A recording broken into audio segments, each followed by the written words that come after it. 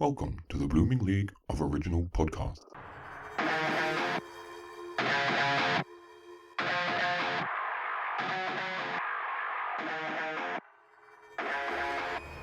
G'day and welcome to Thrash and Treasure, the torture chamber musical comedy podcast that's the musical equivalent to getting sand in the eye. And speaking of eye, I'm Aaron, and I'm joined as usual by my co-host. He's a rolling pin wizard who gives coffee scrolls their twist. It's Team Metal's Evan. But anyways, guess what? What? We have another diva in the studio today. And if this guest was any more stunning, we'd all go deaf, dumb and blind from the beauty. This talented star has become one of Australia's finest theatrical leading ladies since bowling us over in today's chosen musical. But sadly, I missed that. But that's okay, because today's diva also gave her 2 cents in the Threepenny Opera, was a stone-cold rock chick in Rock of Ages, plus got dirty with some rotten scoundrels, which I'm sad to say I also missed. But not all is lost, for this blazing star cleaned up in Dusty. Nope, didn't see that. Solved some problems in The Sound of Music. Oh, no, oops, I was avoiding that one. But wait, beautiful. Hang on, no, is that the Carole King show? Oh, yeah, nah. Wait, what about TV? Let's see. Utopia, Molly, Winners and Losers, House Husbands, The Pacific. Oh, wait, I don't watch TV. Shit. Oh, hang on. Of course. School of Rock. How silly of me. I saw School of Rock was in Melbourne, but sadly I missed that too. With 3 dozen credits on stage and screen, I realized that today's vivacious talent is one that I have not seen perform live, which will make it all the more exciting when she won't be seen by Tommy in the upcoming Vic Opera production of The Who's Tommy, Oh Hey Michael Cerverus, which is fantastic because I had a feeling 21 was going to be a good year, and after meeting this lady today, it's going to be a ripper. So please give a warm g'day and welcome to the show, the adorable Amy Lehpamer. How's it going? Thank you. I am so sorry. I have never seen you perform. That's okay. I didn't realize until afterwards because I've seen so much theatre. And when it came to talking to Scott and booking this appointment, I looked through the cast and Matt Hetherington follows me on Twitter and I've seen him in numerous shows. Matt, I can't pronounce anyone's names. I've seen, he's on The Voice. Yes. Right? And then I said, Amy, oh yeah, I would have seen her in something surely. And I looked through it and I'm like, you've been in 3 dozen productions. How the hell have I not seen any of them? And you called yourself a musical expert. I know, but that makes it more exciting for me because terrible. You are going to be Mrs. Walker in Victorian Opera's production of Tommy, which I have tickets for. So how is that going? Because to our listeners out there, this is recorded a week in advance, which is rare for us. We're months in advance usually, and we have just gone back into lockdown. Yes, we have. Look, we are remaining hopeful. That's our, that's the party line, but it's also the truth.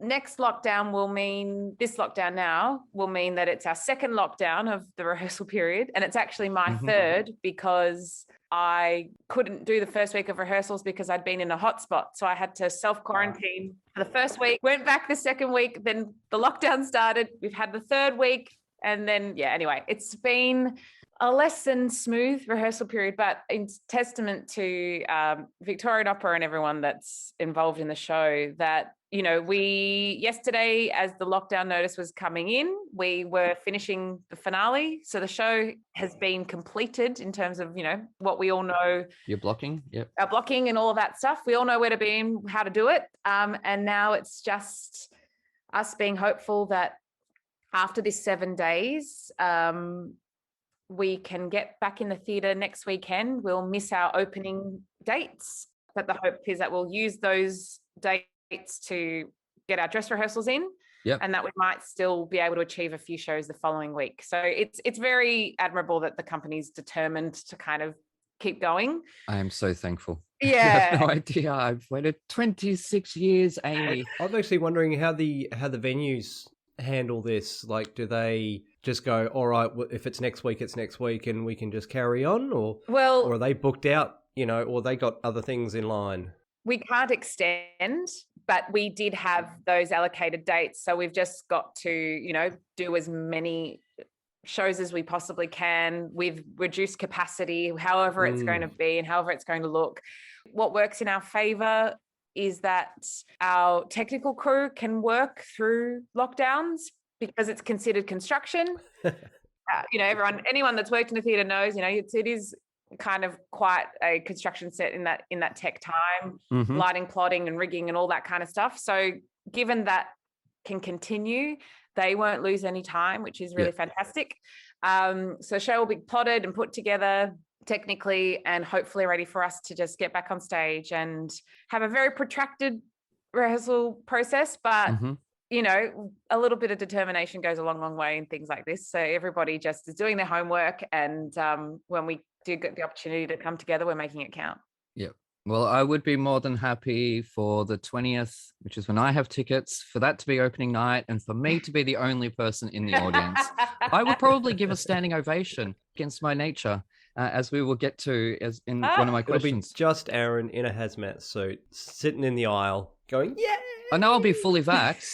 I'm half done. Thank you. But I have to ask, and I know everyone who listens to this show and Evan's gonna have a chuckle about this. Will that scaffolding be removed from the stage? Because I have a problem with scaffolding, and I put a message out to Victorian Opera, please no scaffolding in this show. Please no scaffolding. Oh, hilarious. I mean, I don't think there's scaffolding. It's in the set, I mean, yeah. No, I know. I don't know. I think it's definitely an abstraction of, a real life set. It's not completely naturalistic, but and there is a rostra because the band's on stage. Okay. Is the drummer hot with the hot arms? I haven't seen the drummer yet. Okay. Well, let's hope he's not. Because otherwise I will be distracted and I'm there to see you guys, not the drummer. Anyways. Oh, we can't help that. It's fine. I think with, the performance of something like Tommy, there's got to be a bit of back and forth between your attention between the band and the performers on stage, because it's sort of, more than most shows, it really is about the music that got us there. Really wouldn't exist without that album. That's true. And tell me about it. But anyways, it's not about Tommy today. We're going to jump straight into the metal. Have you had any experience with heavy metal in your music career? You did Rock of Ages, didn't you? That was I did do Rock of Ages. It's a bit more of hair metal than heavy metal, isn't it? I've been sort of trying to brush up on my metal subcategories because, awesome, thank you. Admittedly, I did actually know it a little bit better once upon a time. Yeah, so Rock of Ages did have a bit of hair metal in it, a bit of Poison, and I think there was some Styx. I can't remember now. But when I was in year 9, I was in a music class with my all-girl school had a combined year 11 music class, and I was a violinist, quite a serious violinist at that age, and so I kind of skipped a couple of years ahead and was doing year 11 music early. And part of our project was to form a band, and I got put in with the kind of the metalheads of the boys' school. Oh wow! So I was briefly in a metal band with a full double kick drum kit, the whole bit, doing those kind of really atmospheric vocals and a bit of violin. There was a lot of doubling of the strings and to get us a very big epic sound. And I remember getting given some CDs to take home and listen to and try and expand what the guys considered was a very narrow musical palette that I had. But but that was quite a long time ago now. So it's been a good 20 years. Awesome. Yeah, I'm already going, violin in with, distorted guitar and double kick drums. Yeah, Hell yeah. It was a good time. Where do you plug in? Go exactly. No, year 9, was that 6 years ago, 7 years ago? I don't believe 20 years ago. No way in hell. It was hilarious. But anyways, first off, Evan, you chose the metal album this week. I did. I get to choose them now. I've been around long enough. You have? Yeah. We're getting some proper ones in now. Okay, that's what you want to think. Now, would you like to tell our listeners what you picked for Amy and I to endure? Well, this week I picked the, from one of the biggest bands in the world, one of their greatest albums they ever put out, Seventh Son of the Seventh Son by Iron Maiden. Now, I don't know why you didn't wait until I picked 7 Brides for 7 Brothers. And it could have been episode 77. Well, again, I've heard of they made it a movie, didn't they? It was a movie, yes. I've heard of the movie. I didn't realize it was a I musical. grew up watching that movie. And now as an adult, everyone makes fun of it. And I'm so offended. I'm like, I loved that movie as a kid. Anyways, okay, so I'll go through my review. Would we like to hear it? It's not much. They're terrible. I'm going to take that as a yes. Yeah. Yeah, cool. Yeah, go for it. When I first saw the cover, I got excited. I loved Lady Thor. Now we get Iron Maiden. So I pressed play, and this was not Marvel at all. And it wasn't marvelous either. The opening numbers, the quirky Moonchild and Infinite Dreams, kicked off a rather enjoyable effort from the esteemed Iron Maiden, clearly masters of their game. And I thoroughly enjoyed the sequel to the Tory spelling hit, Mother May I Sleep with Danger Too, Can I Play with Madness? Because, and yet again, it doesn't surprise me. Overall, there was so much camp in this album that it forced me to picture big-haired men in tight pants and open shirts, which is really not what a fella needs to imagine in his second week of lockdown. I can see how Iron Maiden get their name, and whilst I enjoyed most of the album, it did leave me kind of flat. 3.5 stars. Pretty good. Pretty good. Yeah, it was camp. It was fun. But it was also, there was a dark edge to it. However, metalheads, you cannot count because the titular song, Seventh Son of a Seventh Son, was the 5th track and not the 7th track. What are you doing? Match up your songs with the numbers or my OCD will go crazy. Just to keep your head straight, it was their 7th album. Oh, okay. Awesome. I like that. That makes me feel better. But they Yes. could have doubled down. I think that's probably where the idea began. It was like, well, this is our 7th album, and, got to do something with 7 in it. Is this Rob Halford? Sorry to cut you off there. I don't know. This is Bruce Dickinson. This is Iron Maiden. This is... Oh, okay, Bruce Dickinson. Who's Rob Halford? Oh, Judas Priest. Rob... Yeah, okay. You're in the same era. You're in the same ballpark. Yes, because it was Black Sabbath and Judas Priest and Iron Maiden, all in the mid '80s, all doing the same kind of thing. But look, they're all old white dudes to me. Oh yeah, I don't know where you get camp from, other than. Are you kidding me? That music was camp. Do you agree, Amy? I do a little bit. It was, wasn't it? It's because there's something about the mythology element. Mm-hmm. So it's kind of taking those very big Lord of the Ringsy style, almost madrigal. Yeah, well, there's that feeling of demons and dungeons and dragons and pools of fire, and they fully set out to do a fantasy theme album, yes, with clairvoyance and lucid dreaming and all that kind of stuff. Yes, 40-year-old virgins. I think by that point, they probably were. I kind of love the expansiveness of it and the vision of it. It's putting ideas front and center. And, as someone that does musicals for a job, you can't listen to that and not see that that's kind of this wonderful imagination let loose and great vocals. I mean, the thing I've always kind of loved about metal is the theatricality of it. I mean, it's so big. I mean, I put it on this morning and it was better than my coffee. I started cleaning the house. It gave me a burst of energy. I didn't, I felt really propelled by it. It was exciting. Yeah. You don't necessarily can't predict it in a way. You don't necessarily see the changes coming. I live for a tight rhythm section, which, a band like Iron Maiden's got in spades. They're working so well together, and that cohesiveness is also really awesome to hear. So I don't know. I mean, I did look up some of the lyrics, and I loved the fact that where am I? Which one is it? The Infinite Dreams. It's essentially an I Want song.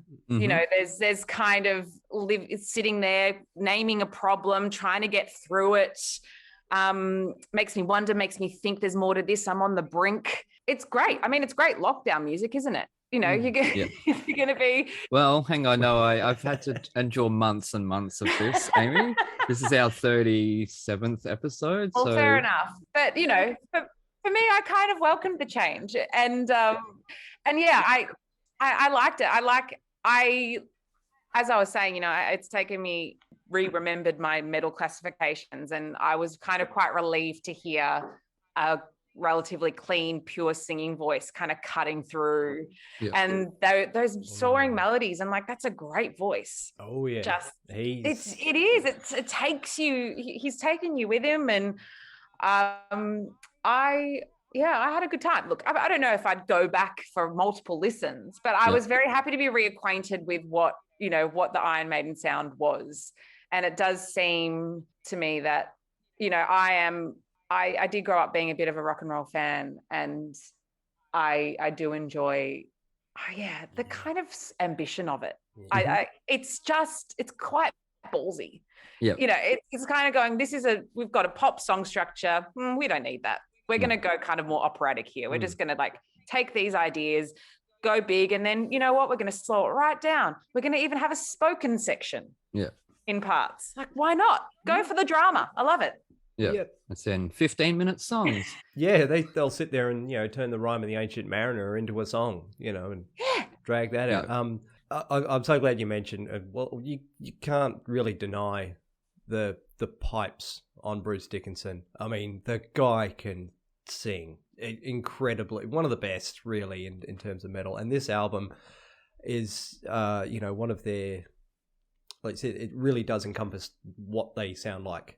And there's all different variations of it, but this one in particular is that clean, clear, but still very heavy metal sound. Mm-hmm. No one can sing like Bruce. I've seen them live a couple of times, and they sound exactly the same on stage, if not bigger. That's cool.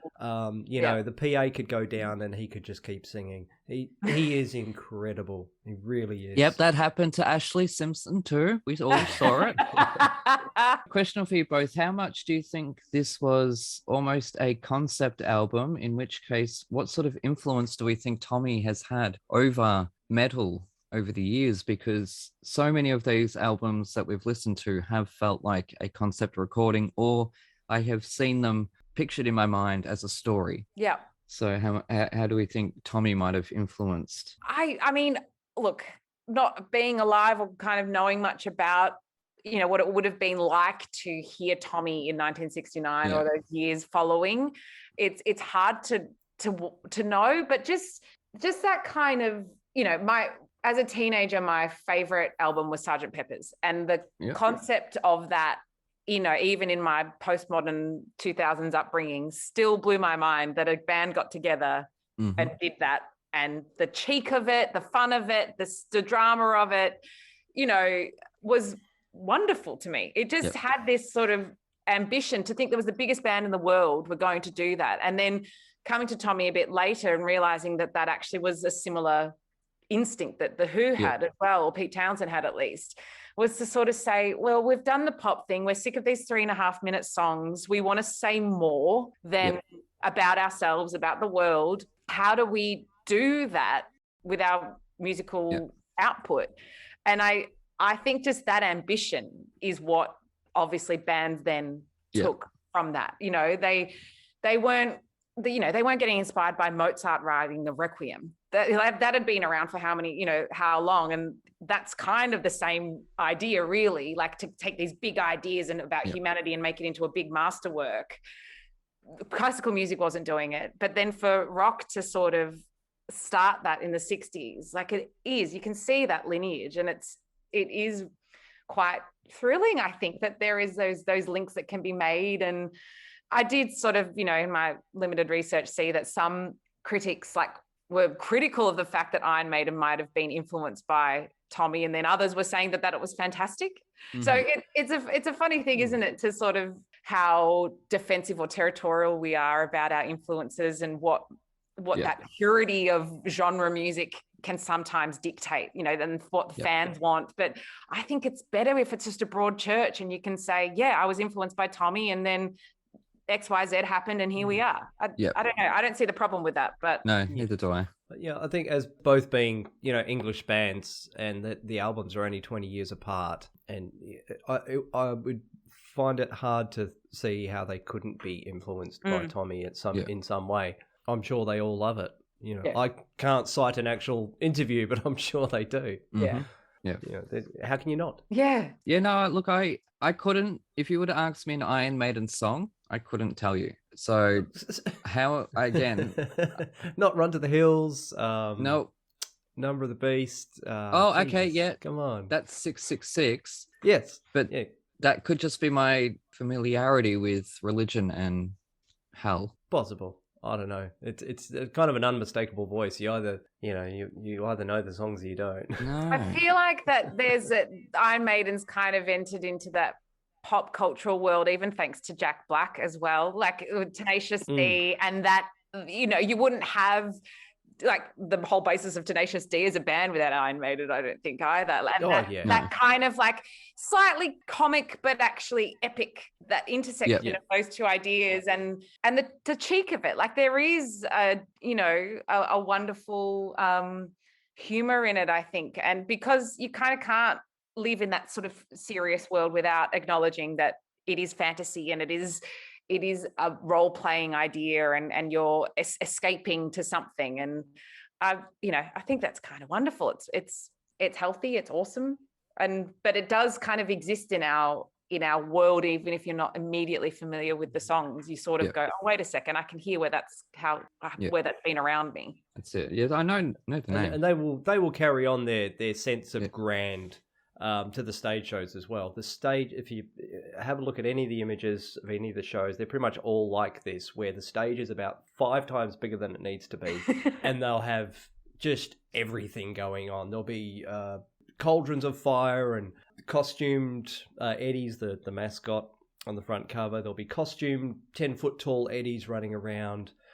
They go through costume changes. They'll run around with freaking enormous flags, and just everything's very big. Mm-hmm. There was even a show UK years ago where they timed an RAF flyover to go with Aces High, which is a song about the Battle of Britain. Just to nail that timing of they had an old timey playing over the stage and then hit their song. I mean, they're just big, and they've got the clout to just do whatever the hell they want. Yeah, camp. And they generally do. It's camp, Evan. There's a self-awareness behind it as well. I think they're all married with kids. That's homophobic. That's not what the term is meaning. It's just meaning big and over the top and self-aware. Yes, there is a lot of... Yeah, okay, all right. I misunderstand the meaning of the word camp. Yeah, you're thinking of me as soon as I turn the microphone off. Okay, so you did Rock of Ages, School of Rock. I did both of those things, but yes. Oh, you did both of those, yeah. No, I'm sorry to Rock of Ages. Not sorry, we're going to talk about School of Rock because you worked with some of the most talented kids in Australia. Yeah, so what was that like to sort of be amongst these budding young talents, and did you pick one that said, yep, that kid's going to be a star when they're older? So I'm going to watch out for that one. What was really my favorite thing about the kids in that show is that they were all round excellent kids. There's something about, look, I don't know if it's conceited to say this, but I grew up, being an orchestra kid and playing music. Mm-hmm. And there's kind of something about kids that do take their music seriously in a kind of playful way, like understanding ensemble and what it is to play with others musically. You just get, it's an awesome point of connection. It's the same kind of feeling you have on a sports team or anything like that. Like the camaraderie is awesome. So it's sort of less about them being these one-eyed, dedicated practice for hours a day kind of personalities, but actually more about the fact that they're really generous, interested, curious kids. And that was really emphasized in the way that they were directed in the show and the way that they were sort of managed, for want of a better term, because there's 3 casts of kids. Generally, they rotate, they do tutoring when they're not performing, and they form these fantastic bonds together, but they've got to be realistic kids. You know, you're not watching them, you know, you're watching them have amazing skills as instrumentalists, but you're also watching them, you know, be kids, discover things, relate to people, relate to each other as children. So it was important to keep that aspect of them valued, so that they knew that was what we wanted to see. You don't want to see this kind of precocious, beyond their years soul. You want a kid. And because that was so emphasized and they really took that to heart, it was such a joyous thing to watch them. They took on rehearsals with such open hearts. They took, you know, notes and direction with grace and enthusiasm. So as adults watching it, you know, sometimes we're a bit hardened by those sort of processes and are hard on ourselves, and sort of to have the kids there and watch how they handled adversity or changes or setbacks or anything like that, you were sort of like, well, if they can do it, I can do it. Yeah, they're not swearing and going off for a cigarette. Yeah, well, exactly right. Yeah. And if a mistake's made, they shrug it off and they move on, and they know that the next shows or the next scene's a new opportunity. And yeah, so I really love, you know, I've gotten to work with kids a couple of times, but yeah, School of Rock, there was that element of the way particularly that music brought them together was really, really cool. The way that they took interest in each other's musicality and backgrounds was awesome. And listening to them swap musical tastes is awesome.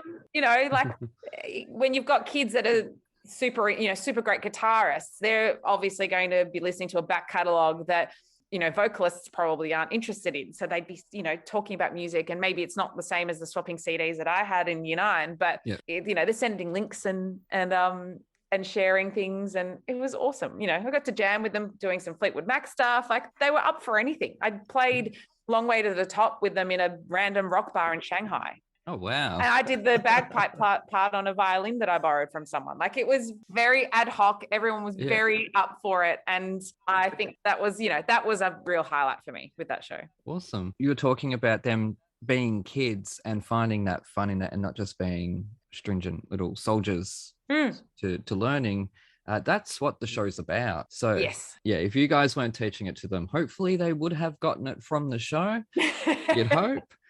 But they are children. But yeah, now you say you've worked with children a few times. I'm so sorry. Oh, don't be. It's great. Anyway, so we'll move on, I think, because the iron has turned off. I want to hear I want to hear the violin doing the that sounds excellent. I can picture it in my head. That works so well. Yeah, I mean, you know, when you don't have a bagpipe. Yeah. Is there a video of this? I don't know. It might be on my Instagram somewhere. Yeah, maybe. Yeah. Oh, awesome. it was actually you recorded it, or someone got it on their phone. I think there was someone had a camera out on the night. Yeah. God, nice. People will record someone yelling at the supermarket these days. Someone had to have recorded that performance in Shanghai, of all places. How beautiful is China? Yeah, it was wonderful. Absolutely gorgeous. I couldn't believe I was in China. But anyways, we'll move on. We'll chuck to a quick ad break. We'll be back in a moment with Amy Lehpamer.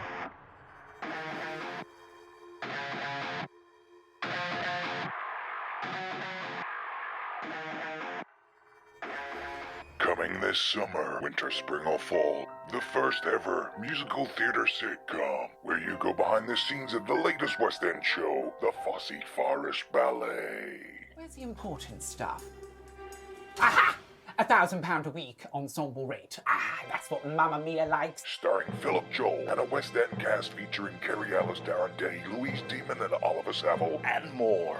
It all started in 1987 when I was a jobbing actress working in a diner. Yeah, it's just I had a really bad experience when I was touring Australia with a wombat. Darling! Mwah, mwah. La, la. How long have I been mentoring you? 3 months? 2 years.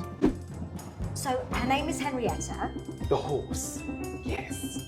I've managed to secure you an audition for the biggest, most innovative, and the latest show to be going into the West End. Joseph and his Technicolor Dreamcoat. Think more along the lines of Pant. Frozen. You can watch this episode for the price of a coffee. Simply go to www.thefosseforestballet.com. Any and all profits go back to theatre charities, Acting for Others, and the Theatre's Trust. You'll laugh, you'll cry, and you'll see a grown man in sparkly tights. Tight nights. Nice tights.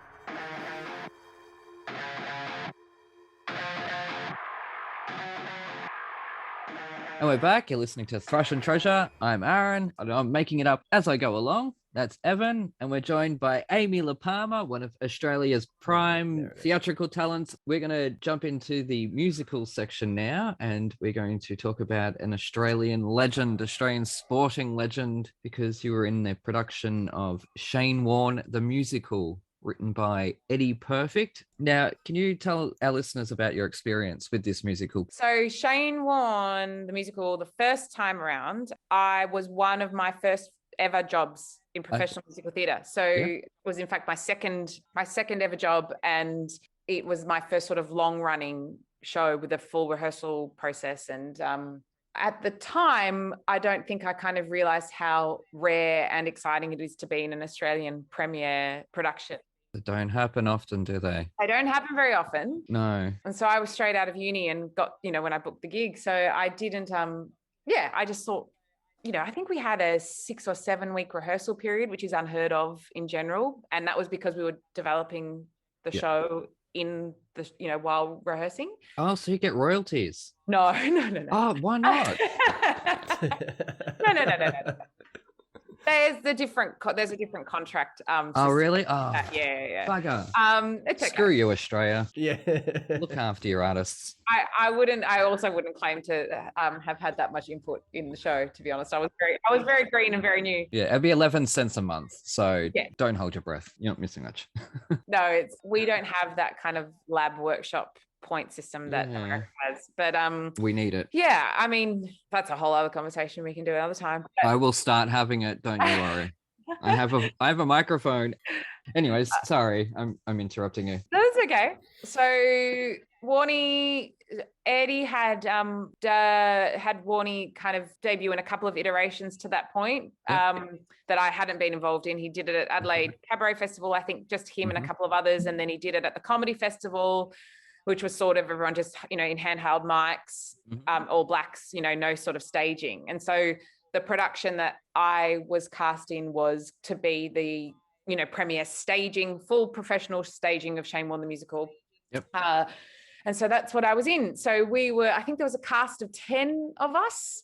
And I was in the ensemble, and I understudied Shane's wife, Simone. Yep. Now, just to cut you off quickly, to explain to our American listeners, Shane Warne is a cricketer. Cricket is a sport where they hit a ball with a piece of wood. So that's really all you need to know, and we will move on. Yes, a bit different to baseball, but... Yeah, I'm imagining they were picturing baseball in their head, so that's why I stopped it there. I'm like... It works with innings. It's a full day, you go for the full day. It's similar in that respect. Yeah, you're going to need sunscreen. But you run back and forth. You don't run on home bases. So, and Shane Warne is one of Australia's most famous cricketers, who is, as I've explained to you guys, what a bogan is. He is also a bit of a himbo or a metrosexual. So he's sort of the Australian male that looks after himself and has the Botox and the hair plugs and all that. He's a character. So he's definitely a character. I think that was why... you could ask why a musical's been written about him, but I think I remember Eddie saying something to the effect of, there was a time where you couldn't open the newspaper without Shane Warne being mentioned in some way, shape or form. That was a period of years where it was as much about his exploits on field as off field. It can't be, if you're a cricket fan, it really can't be overstated how extraordinary he was as a spin bowler, and the impact that he had on the game was quite extraordinary. He had a fearsome reputation with internationally. There is a ball you can YouTube, it's called the Gadding ball, and it just, you watch this ball just spin in this otherworldly fashion, and the batsman can't believe he's out. He sort of looks back at the wicket and just doesn't quite understand how it's all happened. So there's a lot of mythology around sport, I think a lot of cultures can, understand what we do with our sportsmen and women, having the Olympics on at the moment. We're doing it now. We make heroes out of these people. And sometimes these people disappoint us. when they're heroes. And that's kind of the Shane Warne story. You know, we love him. We love to hate him. He does some really makes some strange choices, questionable choices, particularly with women. A shout out to Liz Hurley, who is absolutely stunning. Oh my gosh, why was she with him? So this is the thing. The first time we did the musical, that was pre-Liz time. Yep. And then the show a few years later, we did a step up from a concert staging. We'd certainly it was somewhere in between. So the first time was definitely a full production, and then we did a more concert staging with a full orchestra. Okay, so it'd been completely orchestrated, and that is the one that we did then recorded live on the Hamer Hall stage. Yep. So that's the one that you can listen to on Spotify. But so it was quite a wonderful thing to be a part of, because I love musical comedy and I love Eddie's writing. I like the Australianness of it. Mm-hmm. I love the fact that there's so much talk, particularly through COVID, you know, there's this arts versus sports back and forth that is never ending and that will never be solved. And it doesn't need to be. They're too similar. They are very similar. I mean, it's true, isn't it? I think so. Yeah, no one believes me, so thank you. No, I'm on board with that. I also think, you know, what I will say is we in Australia have that definite tall poppy syndrome with particularly with the arts, people are terrified of opening their mouths to sing, but they're not terrified to kick a ball. And I feel like all of our problems will be solved if we can just give kids the same confidence to sing and bang a drum that we do for kids to throw a ball. Then we'd all kind of understand it, that we're, you know, not that dissimilar. But anyway, as someone that likes throwing a ball and singing a song, I'm definitely in the, you know, I love both arts and sports category. But the show really does, you know, deal with our fascination with fame and our expectations of what a role model is beyond their sporting achievements. But one of my favorite songs in the show is a song called That Ball, which is about that Gatting ball and that kind of concept of that unifying moment that happens in a nation when you're all crowded around the TV watching this sporting event. Yeah. And I think that's a really deep part of our Australianness. Even again with the Olympics, everyone was tuned in the other night to watch Peter Bol run. You know, it was fun. We loved. Oh no, not me. I was editing. I had it up on the screen, but you still had it up on the screen. Yeah. I mean, it was in the consciousness. You knew to chase up on it if you missed it. You know, we definitely you can relate to that. And I love the fact I think Eddie's written this this kind of operatic song that deals with everybody being in the different, you know, I know where I was when that ball was bowled kind of idea. So I love that particularly. And it was really special performing it because, you know, the audience we got for that show was different to a normal theatre audience. When we first performed at the Athenaeum in Melbourne, they let people out for drinks during the show. And what was really gorgeous was people doing the similar thing that they do at the MCG at the footy, where they'd kind of get off to the edge of the aisle, turn back to their friends and do that indication with their hands of how many beers they wanted. So they'd sort of do this silent mime at the end of the row, get the five, run back, scurry back in with their pots kind of back into the seat. And it was honestly like it was at the footy or at the cricket. So I loved that sort of same pattern of behavior could work in both. It was great. Was there the guy walking around going hot pies, cold drinks, chocolate bars? Yeah. Not quite. Annoyingly, Amy's taking all my talking points because I was going to bring up most of those things about how the ball got its own song, and I think even Eddie Perfect said he went from zero to hero in that one bowl. And he talked about the different crowds you would get to come and see it. You know, and the amount of people who would think that Shane Warne was in the show, and you were able to get a pie and a beer, you know, on your way in, and he did go out of his way to make it like a spectator sport rather than a musical. Yeah. Yeah. It was pretty fun to be in, I more than fun. It was one of my favorite performance experiences ever. And, the fact that I got to do it twice is pretty special. And I learned a lot from doing that show in a sort of, craft way because of the fantastic performers that I got to work with both times. They were so, generous and funny and all were sort of really tapped into what made the show quite unique. And it is a funny thing to have on your CV because it'll always raise an eyebrow, if we're the more music theatre purist. Oh, Shane Warne the Musical. Oh, yeah. How was that? And I was like, actually really good. Yeah. Compositionally really interesting. Great vocals, great ideas, very funny. It ticks so many boxes. I'm very proud to have been a part of it. And a successful Australian musical, which there are not enough. And it's not for lack of talent. No. It's really not. No. But for some reason, the producers aren't putting the money behind them to get them. I mean, Muriel's Wedding, yes, but that was riding off the Muriel's Wedding name, as was Strange Bedfellows, as was... What else have we done here? Oh, Eureka Stockade. That was a big musical. But it evokes that reaction from you that the one time they put that money behind an Australian musical, that's what happened. Yeah, it's hard. I mean, we just don't. Yeah. We don't have the same level of arts philanthropy here than we do in the States, and we don't. It's a different model. Something like people don't necessarily understand the millions of dollars that go into making a Hamilton. The question is how do we get that mega musical? But even something like Muriel's, which did have a lot of resources, I don't even think it would have a 20th or a 30th of the resources that a Hamilton would have had thrown at it. It's still, they're still getting these shows up on the smell of an oily rag and doing an extraordinary job for it. But it does take time to get shows up, and it takes nurturing. And I have great admiration for our Australian composing cohort because there is a strong sense of mentorship and doing their best to try and get these things going.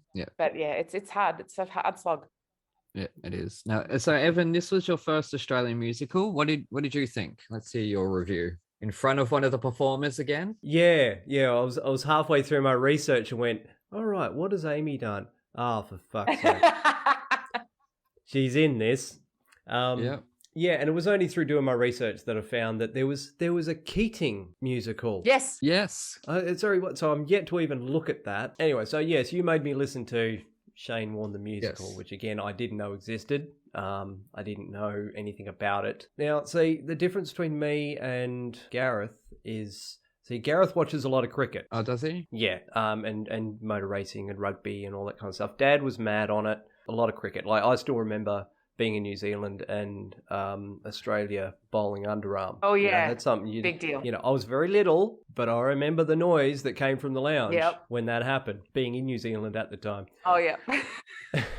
But yeah, no, all I really know of Shane Warne is, what the papers would say. Yeah. It's just like Eddie Perfect was saying, I think the quote was, every time he landed in a different city, there'd be another bit of news and another scandal and, oh, he's been caught smoking again. Oh, he's over and over. So that's all I know about Shane Warne, really, other than apparently is a really good bowler. The tabloids. Yeah, I just know the tabloids. So I don't really watch cricket that much. Yeah, so I was listening to this. I don't know. I'm a big fan of British comedy. Mm-hmm. Your Blackadders and that kind of thing. And I find it really hard to find Australian comedy funny. That's fair, because I hate the Australian accent. Well, there you go. Like in a microphone, like I think when we do American accents and English accents on stage, it's so much better. And I know that's racist or it's un-Australian, mate. I don't fucking care. It's awful. Listen to the sound of my voice. I do. It is awful. Anyways, continue. Sorry. It's my ongoing beef. Every week I have to listen to your voice. I know. That's why you're on this show. Yeah, I gave it a good listen. There's some well-written songs and there's some good performances. There's some... Oh, God, it was such short notice. I can't pick out names of, who sung what. And we had Lisa McCune, Shane Jacobson, Verity Hunt Ballard. Would have been a lot of Lisa, I think. God, she can sing. I think What an SMS I'm In, unfortunately, waited till right to the very end to make me laugh. because that was funny.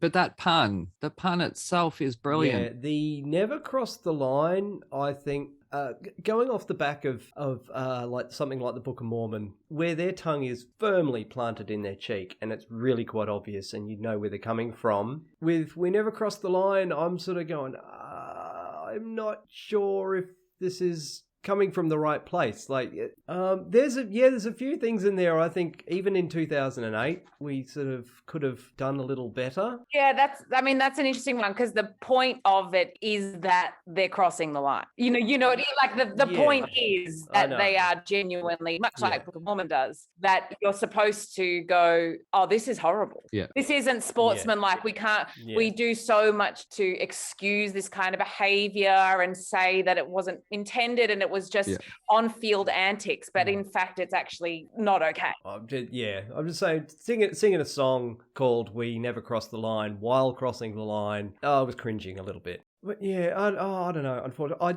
I haven't seen it, obviously, because I assume there's no pro shot, because there's never a pro shot of anything. I did see some clips. I'm just not a huge fan of Australian comedy. I'm just saying I couldn't get into this. You couldn't? No, I don't think I would. And mainly because the subject matter. Like, I'm no fan of Shane Warne either. And glorifying someone who's sleeping around, well, not glorifying, but certainly pointing a spotlight at him, and how many of these sportsmen just keep messing up and we keep excusing their faults and we keep pointing spotlights at them, and it's like, yeah, that's the point of the show. Stop quote retweeting these people. Just so it wasn't for you? Not for me, no. Yeah, it's an interesting point, because it's that thing of, is it better to ignore it, or do we put a microscope up to it? And I suppose in the, from having been in it, and I guess I can't have the experience of listening to the soundtrack and having a different interpretation other than one I know what the show is, because I did it. And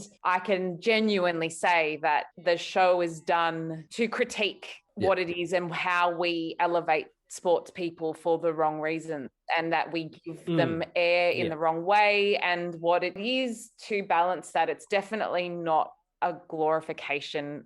It's not a love letter to Shane Warne, I wouldn't say. No, but unfortunately, the people who don't go to the show just see the big marquee, Shane Warne the Musical, and go, oh, look at that. Someone's made a musical about Shane Warne. Yeah, it's true. But much like I wouldn't say that the Book of Mormon is to convert people. Yeah, exactly. I would similarly say the same thing for Shane Warne the Musical. It's not, it has the exact same trope. And you go in there, and the familiarity of it, and the way the success of the show, I think, lies in the fact that we have each at some time, even if it's as a teenager or, whenever it may be, we've idolized people, and then we've had to kind of reevaluate our relationship to them, or we excuse them for these reasons. And then there's the tension of, someone I can think of now that hopefully we're all kind of looking at the Lewinsky-Clinton stuff these days, thinking, wait a second, when it happened, Lewinsky was the punchline, and somehow Bill Clinton came off unscathed. And now we're all looking at it again going, she was 23. Yeah. What the hell was everyone doing? That was, and I kind of feel like that's what the show was sort of doing, is looking at that idea of how we looked at women, how we looked at sportsmen, how that narrative works. And but unfortunately, in order to sell it, you call it Shane Warne the Musical, but it is more like how do we elevate our sports people for the wrong reasons, the musical, I mean, I completely understand where the musical is coming from, what they were going for, just from listening to it, but in doing that, again, you're shining another bigger spotlight on them. You're torn. You're morally torn. Well, how about this? Tommy is about the cult of celebrity, and so is this. Yeah. Even though we did Tommy in last week's episode, but there is that connection there. Okay, so obviously it wasn't for you. So what did you give it out of 5? No, although, like I said, What an SMS I'm In is genuinely funny. And a brilliant pun. There is a couple of good songs in there that I can't freaking... Oh, the away game was funny. I'll give that one. Yeah, no, the away game was genuinely funny. Yeah. I'll give that one. But yeah, I don't know. For someone who's just, I don't know, Yeah. don't have a lot of time for Shane Warne to begin with. I think the subject matter is already gonna put me at arm's length. Yeah, fair enough. Yeah. But yeah, let's see. Give it a score. Geez, that's a tough one. Well, I think if Sunday at the Park with George got 2.5. Yeah. And what did Frozen get, Evan? You tell Amy what you gave Frozen. No, Frozen got a 5. Really? Yeah, Frozen's excellent. You should go see it. It's brilliant. Fair enough. Yeah, we had Princess Anna there, so he was. No, it wasn't. It wasn't that. I mean, I can understand though. If you're a metal fan, the epicness of Frozen, I get it. Like I get it. Oh, it is. It's so big. Yeah. It's so huge. Yeah, and it's so well everything. Yep. You know, the ensemble. Don't get me started. You just go listen back to the episode. I loved it. Disney magic is real. It is. It is real. So if Sunday Park George got 2.5. Yeah. So I've got to go with I've got to go for like a 1.5. Ouch. I invite these guests on and you insult their work in front of them, Evan. You're as bad as your brother. Oh, I can't lie to people. It's this one in particular is not my thing. But then I can easily turn around and go to get in the Sound of Music. Damn, you've got to be able to sing. Oh, I can sing. You know, there you go. Oh yeah, As I said, there was 36 credits or something that I had to work through to do that introduction. And no, anyways, we'll move on then because I got some questions here.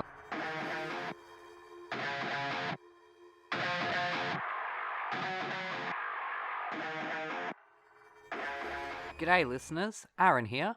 While you're topping up your coffees, did you know that you can support our show and go on a fantastically scary adventure at the same time? Go to www.thetonistonTales.com/bookstore to grab your copy of The Toniston Tales, a darkly funny Aussie trilogy about a young boy who rescues injured animals in his spare time and the roller coaster ride he's taken on by a literal fish out of water. Written by me, the village idiot of Thrash and Treasure, you'll come to love Toniston Turnbull and the dozens of wacky characters that he meets along the way. And here is a sneak peek. Crack, thud, the human trips over the uneven ground as the Twanimal blows out the lantern. Watch your step, Cubpaw says a little too late. Why did you put the light out? Bollycosh, an open flame near hay bales? And here I thought you were smart, sir. Toniston agrees with how silly he must have sounded. What are we doing out here? The boy asks as they blindly walk around the side of the house, where they're greeted by giant shadows rising up above them. Unable to properly see in the pitch-black darkness, Toniston presumes they are the 3 hay bales.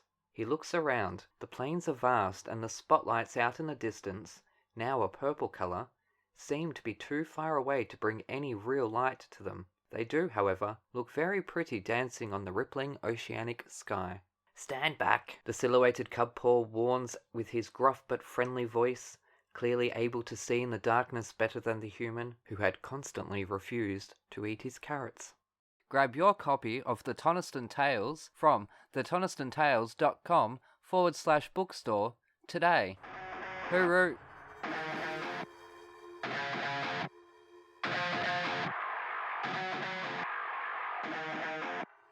Well, actually, first I got some questions, sporting-themed questions. Oi, great. I got a fun one here.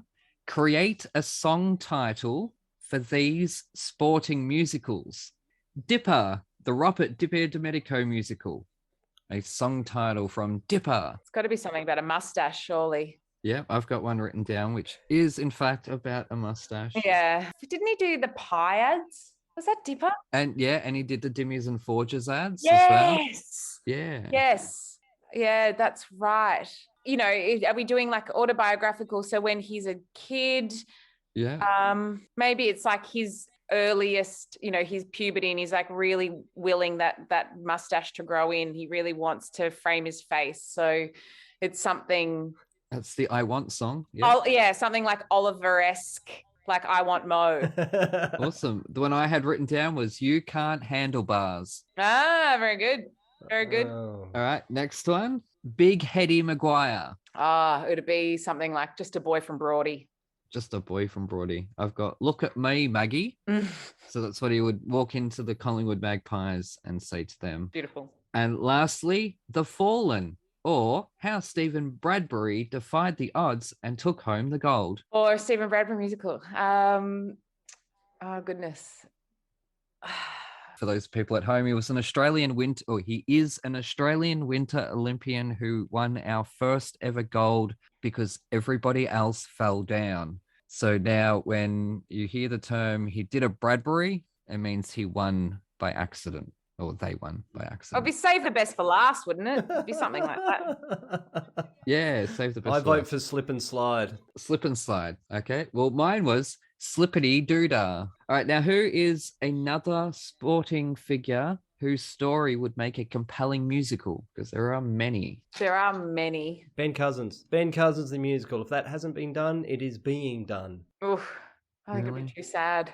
Yeah, no, I wouldn't watch that one. I'd watch the Nick Nat musical. I'd like a Cathy Freeman. Oh, yes. that'd be good. Wouldn't it be good? Yeah, I'd watch that. I don't care who's in it. I'll watch it. With like Olympic flame, it'd have it all. The suit, the gold, the Indigenous flag. It would just be, it'd be wonderful. Australian sweetheart. I'd love that. Let's get that going. We'll put that out in the universe now. Someone, you have to be listening. Please start writing a Cathy Freeman musical, but don't cast Amy as Cathy. Cast her as a white character, please. We are in a new age today. Oh, there you go. Who plays Cathy? Oh God, where do we start? Yeah, see, I was thinking like Vicky or Linda Bull, but that's not going to happen. No, I mean the fun, exciting part will be that there will be a young actress that hasn't, maybe been discovered yet that could do it. Although Miranda Tapsell could do it. She can do everything. Yep. Yes, she can. She's really extraordinary. So saying that, make it Miranda. Yep. Awesome. Let's get this happening.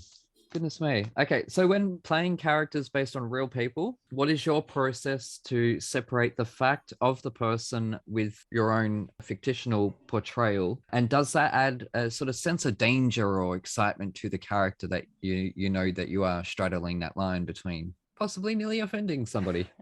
Yeah, it's an interesting one. Playing real people it's an interesting problem because without it being prosthetics and everything else, there's always going to be an element of my body and sound and this person kind of having to find a middle ground. I can't, shapeshift as much as I want to. So the essence of doing it successfully for me is being as truthful, sort of, trying to find an element of emotional resonance that I can understand that they would have been experiencing, that I can put in my body and my headspace, and going from there. Yeah. And even with comedy, it has to come from a truthful place, and then you sort of dial it up or dial it down depending on how to do it. But, even a character that you might consider to be someone that's made bad choices, it's not interesting if I play, wink along that I know that this character has made bad choices. You've got to play it with the authenticity of that person in the moment.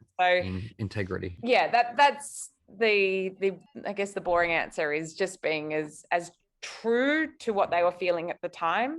I've found that audiences are quite forgiving. It was my experience with playing Dusty that they have to sort of just buy you as that. And if the show will support it, costuming and all the rest of it, and you do your research, and I try and sing as much like her as I can, but I'm not her, so. Oh, bugger.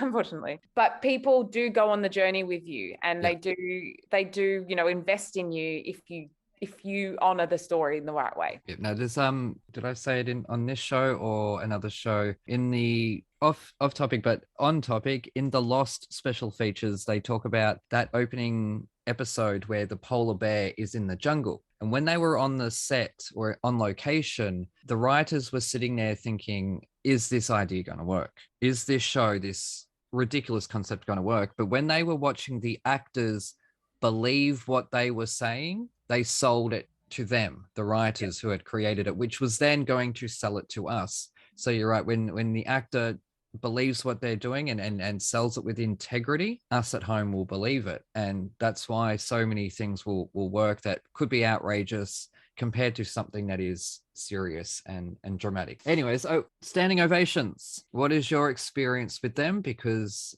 in Australia, we're a little bit tighter with them, but it's a changing time out there. I've seen people give standing ovations at previews, and I was so embarrassed for my city. Yeah, if you haven't been listening along, this is a running theme where Aaron has an issue with the overuse of standing ovations. I have an issue with a few things on this. Has lots of issues. Yeah, it's I think it's America's fault. It is America's, but I'm not alone in noticing this, am I? Look, well, I'll give you a little story. So when we did Rock of Ages, that was 10 years ago now, we had our wonderful American creative team, and there was this big discussion because the final number of the show was Don't Stop Believing. Yep. And the audience wasn't standing because the show was still happening. Yeah. It was in the number was still the show. But that song is so much a part of the American kind of like musical landscape. Apparently, American audiences just instantly stand up as soon as that song starts and sings along. Yeah. But in Australia, the show's still happening, so they're not going to do that. But the American creatives thought it was a problem. Yeah. They were like, what's going on? Why aren't people cheering? What's going on? How do we fix this? And they brought it to us as the cast, and we all were like, oh, we've got no expectation of this happening. We don't care. Yeah. So, but they felt like they had failed in some way because that reaction wasn't happening. Yeah. They were expecting it. It's just what happens in the States. It is interesting, producers engineer it for opening nights, I think. And I don't think it's the worst. Like, as a performer, I can genuinely say that we don't expect it. I don't think it's something that we hinge much. If we don't have those expectations, when it happens, it's lovely. If it doesn't happen, it's fine. But when it happens, it tells you something very clear when it's genuine. It does. You can tell when it's genuine and when it's not. Yeah. And I'm not really worried about it. Oh, I am. I mean, I'm not a big lover of the screaming and shouting, like when someone hits a big note culture. I find that weird. It's like, it's not about the audience member. It is about the singer on the stage. Yeah. But look, audience evolution is a very strange and wonderful thing. I mean, I've done Rocky Horror, and the call outs in that show are the weirdest thing that I've ever experienced ever. Oh yeah, that's also a culture. It is, but it's also performative, and it's the same thing where audience members would derail the show because they wanted to do something funny or smart, and they weren't interested in the performance. They were you could watch them gearing up to do their bit. It wasn't a dialogue. It wasn't organic, and that's frustrating and difficult, but also they're paying money, and that's. But so are the rest of us, Amy. So are the rest of us who are sitting next to these people. It's true. I don't know. I think I try to be diplomatic. I think we're in a strange time now too, because we're losing audience literacy. More people are away from being in the live space, the stranger it will feel to come back. So I think we should go gently. I think the thing that pisses me off more than anything else is mobile phone use in. Oh, yes. And people recording you is something that I find gross. So you're anti-bootlegs? I'm very anti-bootlegs. I actually, on principle, never watch them. Yeah. If I get sent one, I've never watched one. Yeah, good on you. I just don't. I've never been. So in musicals, we do archival recordings every time we're in a new city for that purpose of if there's someone new coming into the show. So there's a rough sketch of, or not a rough sketch, it's the version of the show. It's used as a teaching tool. It's used as a way of kind of getting a smooth transition for creatives, checking in up on the show, all that kind of stuff. It's not a recorded, rehearsed performance.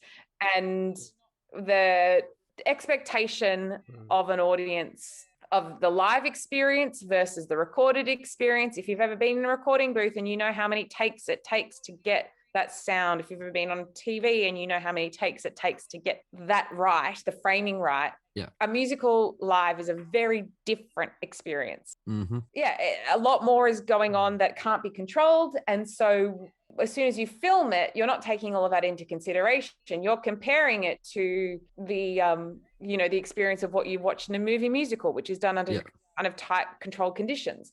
I mean, doing The Sound of Music was very fascinating because people, obviously I knew people would compare me to Julie Andrews, and I, on any day of the week, would never compare to Julie Andrews because she's extraordinary and a once in a generation talent. That's not even something I even would think to come close to. However, it was funny to me that people would compare me to the movie, having seen me on stage. It's like, if she was puffed, they would cut that out of the sound mix. If exactly. there's that kind of like strange thing where people don't understand the difference. They don't really watch The Sound of Music and realize she recorded that in a studio. She's not actually on a hill when you hear that vocal. So that cognitive dissonance is frustrating, and that's why I find the filming difficult, because we've got that better literacy, I think, for live recordings. But even, I mean, this is a really dumb thing to, like, on this podcast to bring up, but like, have you not heard this show? No, but just as an example, just an album that I like, a very famous live recording, Neil Diamond's Hot August Night. It's recorded extraordinarily well. Like, it is a beautiful live recording done at the time, what is it, the 70s, when recording was probably at its best, committed to vinyl. The techniques at that time were extraordinary. So that is an incredible live recording. I don't think incredible live recordings like that exist anymore. We don't invest that much. We don't give that much. People have an understanding of live versus studio in that context. But when you're filming it and you're seeing it, I don't think people are so forgiving, and that's difficult. I mean, you just have to look at that Idina Menzel singing Let It Go at the whatever it was. The difference between her singing it live versus singing the song on the studio. It's silly. Going back to your earlier point about bootlegs, just in my research, I stumbled across this brilliant clip. It was like an 8-minute montage of actors spotting the camera in the crowd and giving them dirty looks. Oh, wow. Can you send that to me? I want to see that. Yeah, I can't remember what it was called. Honestly, that would be me. There's nothing that makes me more furious. I see red. Still singing their lines, but then just sort of going, But this is the thing though. I know I'm a dying breed of this perspective. I think younger performers don't care as much. And it's not because they're just more literate in that world. So I know part of it of mine is that it's fear, it's insecurity, it's worrying that show's just not going to be that best show that I can do that day. Doing 8 shows a week is really difficult, and you'll try to be as consistent as possible, but sometimes there's things, and then you can have a whole bunch of people judging you for it, and that's terrifying. But it is part of the gig. So I'm prepared for my opinion to evolve, but I think the part that I find difficult is when you watch someone watching their screen and detach themselves from the process. That's difficult. That's hard. They're not in the moment. They're not in the moment. Yeah. They're anticipating the future, watching it in the future. Yeah, and that's a shame. Yeah, it is. So yeah, I mean, I don't know. I find it's the fact that we can then see it too, because it's all black, and then you get this like shining light popping out. Yeah, as I said, I don't know if I'm kind of willing to be challenged on it and to be told that I'm a dinosaur for having that opinion. But I have loved, the thing I love about doing theatre is that there is this wildness in it, and that there's a life in it that can't be captured. And if we become obsessed with capturing it, we're not going to need theatre anymore. Yeah, and that's the thing I think I'm more afraid of, is that if I'm only ever judged for my performances based on how I was filmed that day and shared on YouTube, you're going to, I think, miss what I might actually do. I mean, as a part of COVID, as a sort of side note, we've had to do a lot more auditioning for musicals on self-tape.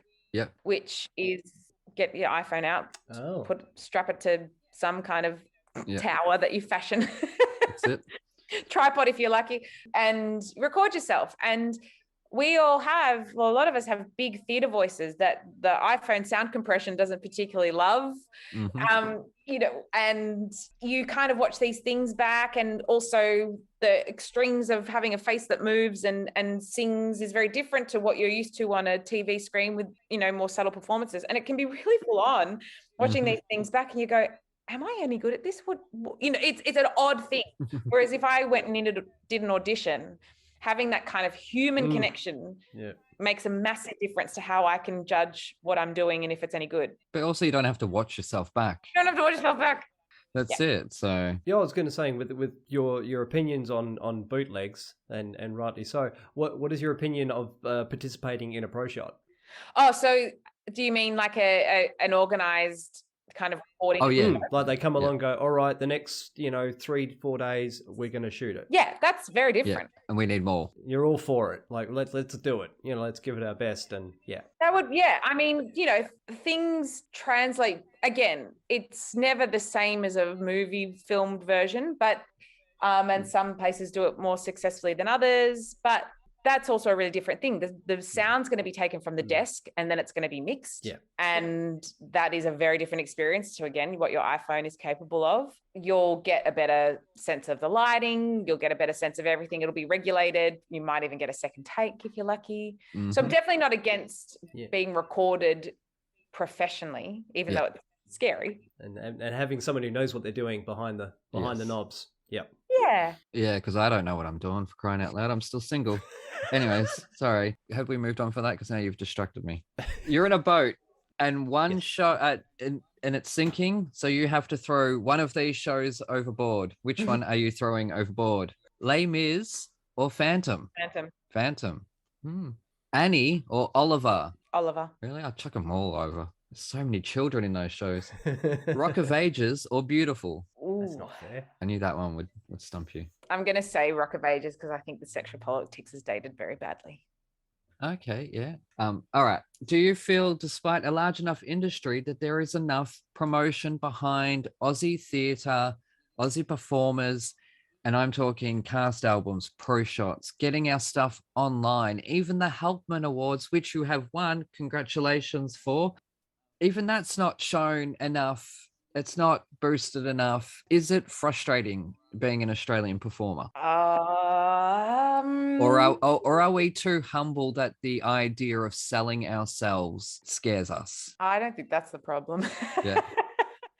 No, I didn't think so. It's difficult because I think the nature of shows has changed. Now shows have become the story, not the performers in them. It's about Hamilton. It's not about who is actually playing Hamilton. So, Jason Arrow is fantastic and people will know his name, but the show is the star. And I think that that's kind of the case increasingly. There's always an exception to the rule, but I do think that that is the way that things are marketed, is to go with the show being the star. And the name recognition and the idea recognition of the show is what wins out. And if you could say that that's a bad thing, but I also think our industry in general, I mean, Broadway ticket sales, everything else, and until pre-COVID, I think the Australian industry was doing really well. So while we may not be making stars out of our leads anymore, it's not like the days where, now Marina Pryor or Rhonda Birchmore, people know who those women are. They don't know who I am. That's fine. But they will now. No. If I can still get jobs, I don't care. I care more about a thriving industry. So it would be, I don't know the difference, if I was more quote unquote famous, I don't know what that would do for me. Sorry, I can't speak to that. But I think, it's an interesting thing because it definitely has shifted. I got told when I got cast in sort of one of my first big lead roles, oh, Amy, you'll never be known, but you'll keep working, and that's all you can hope for in this economy, kind of a thing. And I was like, oh, that's fine. Pretty Australian thing to say, though. It's a very Australian thing to say, but it's also true of, our industry. It's the industry. Musicals are competing with a whole raft of entertainment options, and we do have a spectacular amount of choice, and people are still choosing to spend their money, and it's a sizable amount of money on tickets to see musicals. And I'm very grateful for that. Yeah, so it's an interesting tension. I suppose the only irony is that if I could get myself some name recognition, I'd be more likely to be cast in a musical. So there is this sort of weird conundrum of, if I could get more famous, then I would get more jobs. But if I can't get famous doing the jobs, then how do I get more famous? Yeah, exactly. So, I'd probably, if I had have been The Bachelorette, I could then do whatever musical I'd want, and people would perhaps come to see that. But look, I'm not going to be The Bachelorette, and I'm not saying you're not famous at all, by the way. Oh, no. I am. She's saying all the musical producers watch The Bachelorette. Well, I don't think they mind about that as so much as the name recognition, and if that translates to ticket sales. Yeah. And that's I think that's a legitimate concern. Having people that can be draw cards, that can bring people into musicals, is an extraordinary, powerful thing, because what tends to happen is once you see a show, you want to see another one. And that's the kind of wonderful thing about musicals, is that they have a fantastic effect. Our production values are so good here. Our casts are so good here. They are. They guarantee a second and third and fourth ticket purchase. So I don't think that it's generally a problem, so long that the fame doesn't exist, so long as the jobs exist. And whichever way we can continue that happening and keep the musicals being relevant to us as a society, that's my primary kind of concern.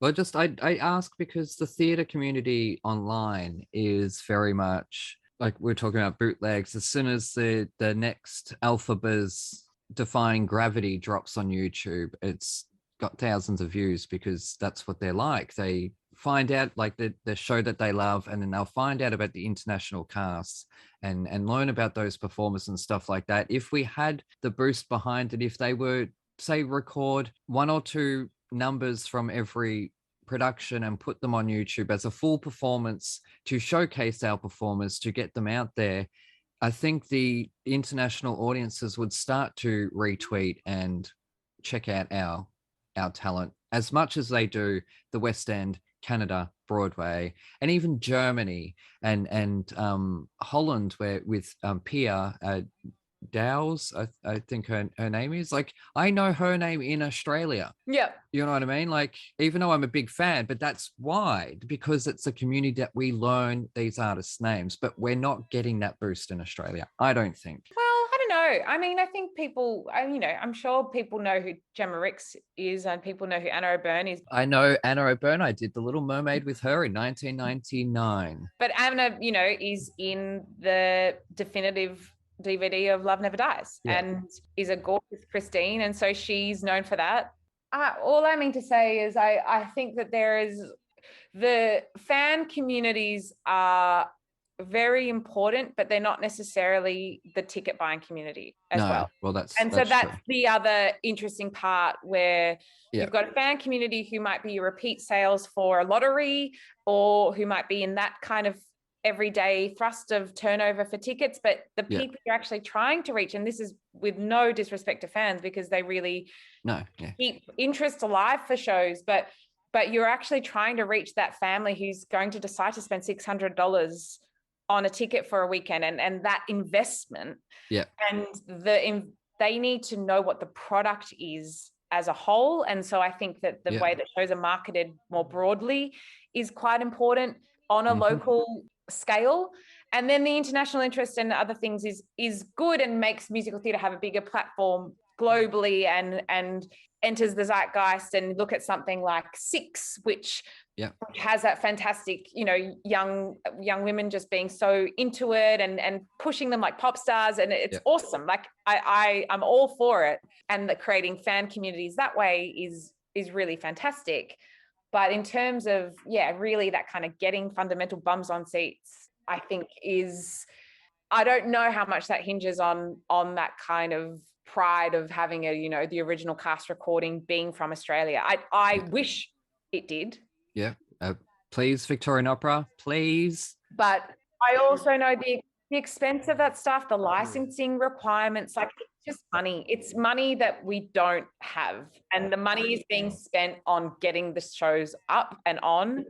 It's a really, really big, difficult conversation. And the cooler aim, I think, would be to have more productions that are homegrown here. So instead of, and look, I'm all for a Broadway West End transfer, but, you know, having had the experience of doing a show that is a transfer show versus, you know, a show like we're doing Tommy, which is all fresh staging.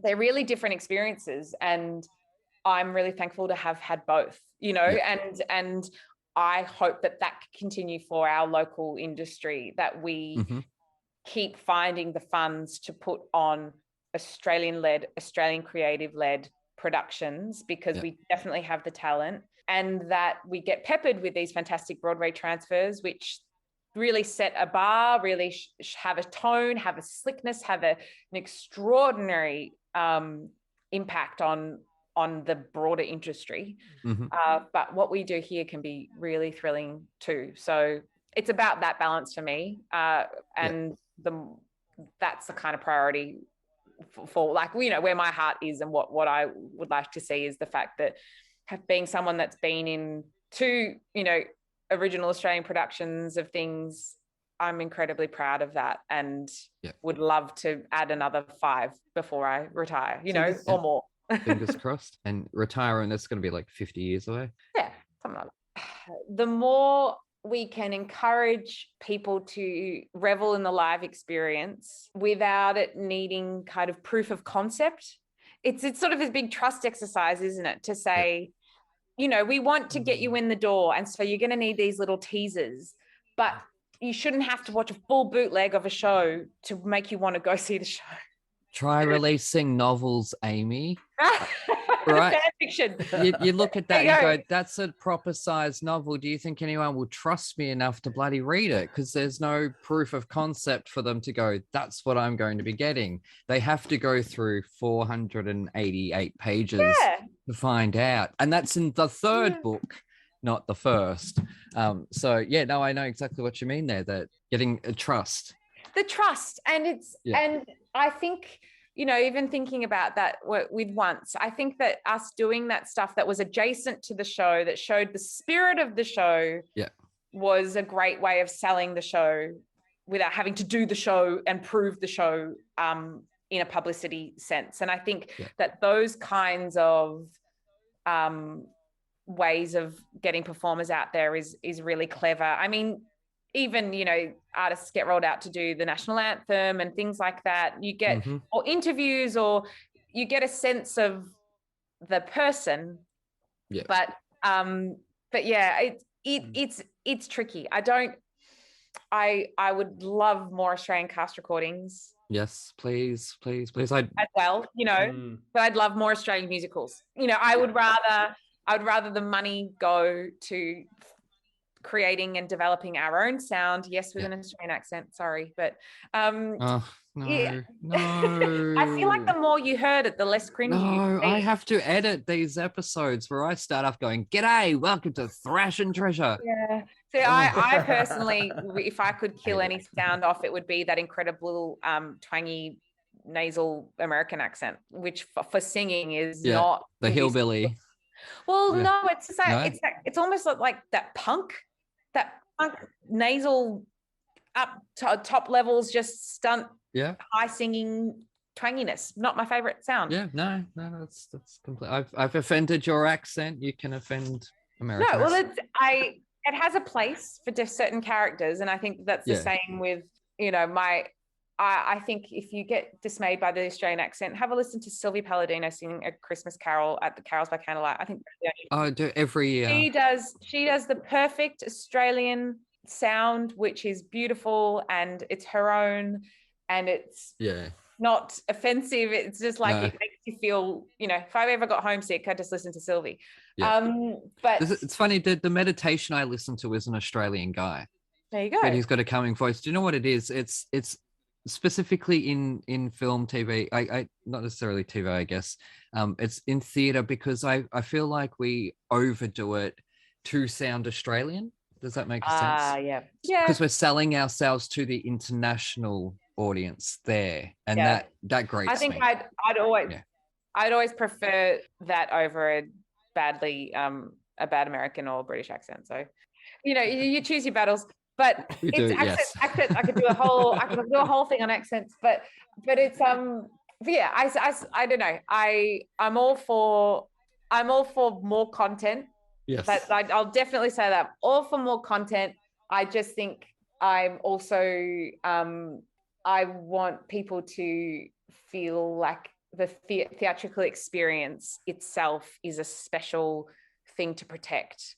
Yeah. And the expectations that our recorded world can set up maybe don't help us in that way. So maybe so we need kind of side reference material to then help the show live as a live entity. Yes, no, that's true. I got one last question. Have you had a Sophie's Choice moment between two roles? I did have to say I had to politely withdraw from A Gentleman's Guide to Love and Murder because I got cast in School of Rock, and that was a choice of the longer contract. So I sort of made the choice based on a longer running job would be a bit more security than sort of a 6-week gig, which I was very sad to do because I really did love that show and would have loved to be in it. But I had to make that call and withdraw. So that's sort of the only time I've had to do that. Yeah, well, the Disquith, is that how to pronounce it? Family got killed off there. Disquith, yeah. Yes. You killed them off there. So it has been an absolute joy and an honor to meet you and to explore your career and even things I'm still finding out about during this interview after researching and all that. And I am so excited about Tommy. I'm hoping to be in that theater in the Palais. I've never stepped foot in that theater. Oh, it's so good. It's epic. Well, he doesn't want to see any scaffolding and he doesn't want to see any projection screens. But I'm very excited. I know I'm going to love every minute of it, regardless of any previous comments that I may have said on this show. Hey, look, but just I think just remove expectations. Know that you're going to be seeing it in a house of rock. Like the Palais has housed so many amazing gigs over the years. So I feel like it's the right venue for Tommy. And that's really exciting. And that the people that are seeing the material are extraordinary. And Matt Verevis singing Tommy will just absolutely blow your mind. He's just so good. No, I cannot wait. And it has been an absolute joy. And where can people find you on the social medias? On Instagram, it is my name, Amy Lehpamer, which is hard to spell, but give it a go. And also on Twitter, that I'm a kind of Twitter observer these days more than a interactor with.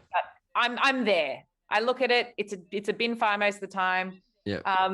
But Instagram's probably my place of choice. And I think I also have a Facebook page, which you're more than welcome to have a look at, but it's it's Facebook. I was just going to say we're all just hoping and praying that Tommy goes ahead and everything gets up on stage eventually. And I was just going to thank you for sitting down with two idiots and congratulations on your career so far and best of luck with the rest of it. Thank you. Thanks for having me. It's a bad time with lockdown, and you're about to head into show week, maybe.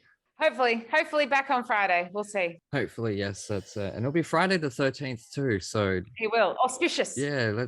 I don't believe it. The only superstition I believe in is saying chukkers. Yeah, it's a good one. It is a good one. Good. People keep saying break a leg on Twitter, and it's making my eye twitch. Yes, but I think that's it. That was an episode. Special thanks to Scott and Victorian Opera for helping this interview happen. To you guys at home, take care, and we shall see you next time. Hooroo! Wonderful. Awesome. Yeah, thank you. Really well.